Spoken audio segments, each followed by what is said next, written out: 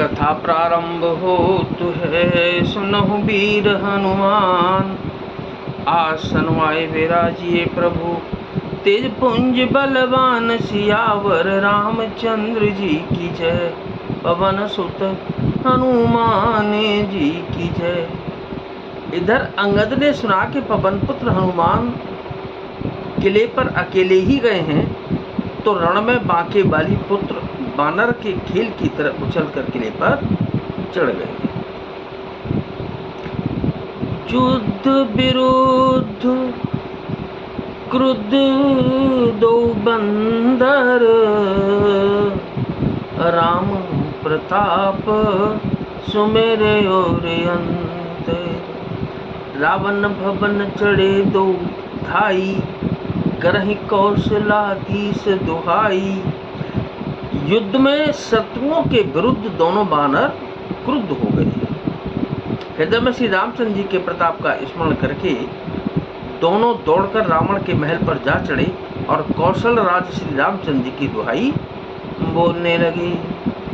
कलश सहित गई भवनु डहावा, देखे निशाचर पति भय पावा। नारी वृंद कर पीट छाती, अब दुहि कपि आए उत्पाती। उन्होंने कलश सहित महल को पकड़कर ढा दिया। यह देखकर राक्षस राज रावण डर गया। सब स्त्रियां हाथों से छाती पीटने लगी और कहने लगी कि अब की बार तो दो उत्पाती बंदर एक साथ आ गए हैं। कपलीला कर तिन्ह डरावै, रामचंद्र कर सुजस सुनावै। पुन कर गहि कंचन के खंबा, कहि न करिय उत्पात आरंभा। बानर लीला करके घुड़की देकर दोनों उनको डराते हैं और श्री रामचंद्र जी का सुंदर यश सुनाते हैं। फिर सोने के खंभों को हाथों से पकड़कर उन्होंने परस्पर कहा कि अब उत्पात आरंभ किया जाए। गरजे परे रिपु कटक मझारी, लागे मर्द भुज बल भारी। काहू लात चपेटन केहू, भजहु न रामहु सुफल लेहू। वे गर्ज कर शत्रु की सेना के बीच में कूद पड़े और अपने भारी भुजबल से उसका मर्दन करने लगे। किसी की लात से और किसी की थप्पड़ से खबर लेते हैं और कहते हैं कि तुम श्री रामचंद्र जी को नहीं बचते, उसका यह फल लो। एक एक सो मर्दही, तोरी चलावै मुंड। रावण आगे परहते, जन फूटे दधि कुंड। सियावर रामचंद्र जी की जय, पवन सुत हनुमान जी की जय। एक को दूसरे से रगड़कर मसल डालते हैं और सिरों को तोड़कर फेंकते हैं। वे सिर जाकर रावण के सामने गिरते हैं और ऐसे फूटते हैं कि मानो दही के कूड़े फूट रहे हों। महा मुखिया जे पावहीं, ते पद गए प्रभु पास चला वहीं। कहे विभीषण तिन के नामा, देहि राम तिन्हु निज धामा। जिन बड़े बड़े मुखियों प्रधान सेनापतियों को पकड़ पाते हैं और उनके पैर पकड़कर उसे प्रभु के पास फेंक देते हैं। विभीषण जी उनके नाम बतलाते हैं और श्री रामचंद्र जी उन्हें भी अपना धाम परम पद दे देते हैं। खल मनुजाद द्विजामिष भोगी, पावहि गति जो जाचत जोगी।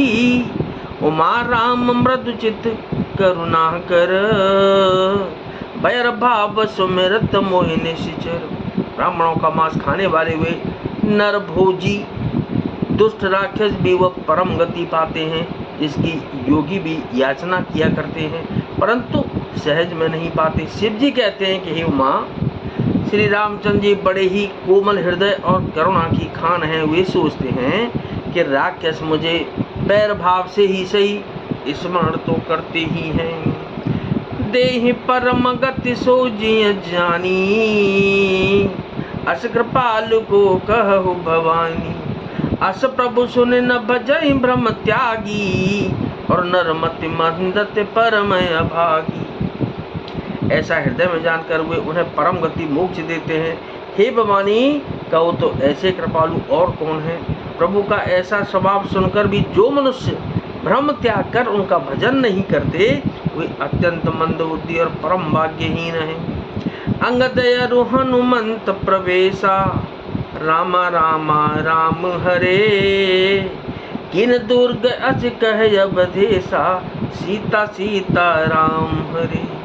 लंका दोह कप सोहै कैसे, सीता सीता राम हरे।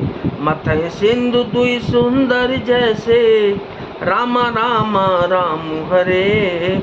रामा रामा राम हरे। श्री रामचंद्र ने कहा कि अंगद और हनुमान किले में घुस गए हैं।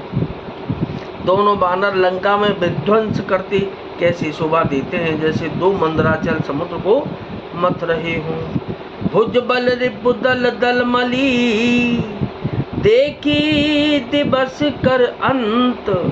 कूदे जुगल बिगत श्रम, आए जहाँ भगवंत सियावर। रामचंद्र जी की जय, पवन सुत हनुमान जी की जय। भुजाओं के बल से शत्रु की सेना को कुचलकर और मसल कर फिर दिन का अंत होता देखकर हनुमान और अंगद दोनों कूद पड़े और श्रम थकावट रहित होकर वहां आ गए जहाँ भगवान श्री रामचंद्र जी थे। तो क्या कहते हैं कि नाथ सकल संपदा तुम्हारी, मैं सेवक समेत सुत नारी। मंगल भवन अमंगल हारी, उमा सहित जह जपत पुरारी। कथा विसर्जन होत है, विदा हो हनुमान। राम लखन और जानकी मैया, सदा करें कल्याण सियावर। रामचंद्र जी की जय, पवन सुत हनुमान जी की जय।